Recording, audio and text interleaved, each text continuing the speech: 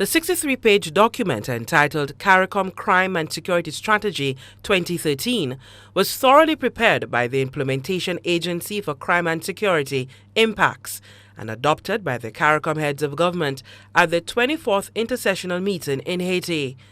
It was commissioned by the region's governments in the face of rising criminality. The document notes that all CARICOM member territories are affected by the same issues, and a joint approach in dealing with them is best. The risk and threats to the region were prioritized at 4 levels. At level 1 is transnational organized criminal activities involving illicit drugs and illegal guns, gangs and organized crime, cybercrime, financial crimes and corruption. The criminals, according to IMPACS, are supported by the facilitators, which consist of unscrupulous and corrupt professionals within key sectors of the economy, such as financial, legal, justice, law enforcement and security, public officials, and even government officials. Level 2 threats include human trafficking and smuggling, natural disasters, and public disorder crimes. At Level 3 are significant potential risk and include attacks on critical infrastructure and terrorism. Level 4 feature future risk with unknown probabilities and consequences. These include climate change and pandemics. And all of the discussion and everything that has been mentioned here is part of those strategic goals. But even better yet, they came up with not just the strategic goals, but they came up with an action plan with actions to be taken for each of those 14 strategic goals, with responsibilities, with performance indicators and time frames. With local law enforcement officials publicly noting that the majority of the homicide cases here are gang-related, fueled by disputes over illicit drugs and guns, REGIS says St. Lucia must look to the strategy which places strong emphasis on addressing the profits derived from illicit activities and also the prosecution of the facilitators of criminality in order to effect a permanent reduction in the level of crime. Quite obviously, what is missing in the action plan is action.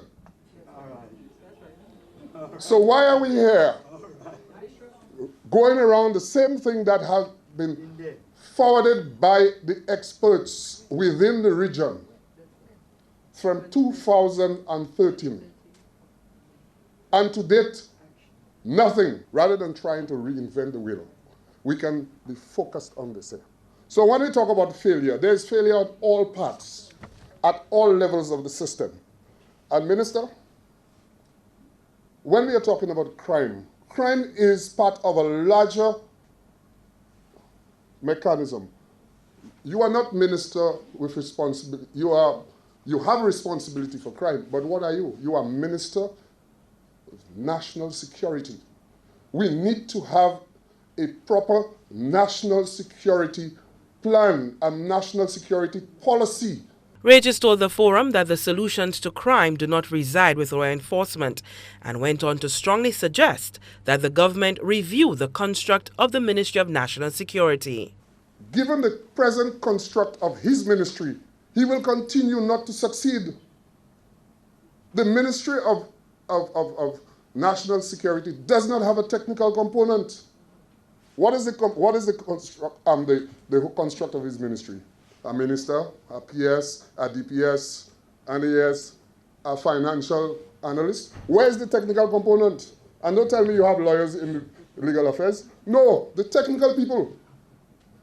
Ministry of Works, Ministry of Education, all have a technical component. Who's going to put these things together for you, Minister? Who's going to put it? Where are the technical people that you have? Money? We cannot afford it. Can we afford not to have it?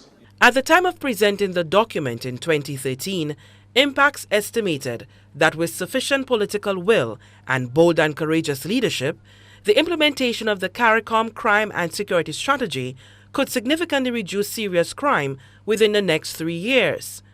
4 years later, and no movement on it by St. Lucia, the island has seen significant increases in most major crime categories.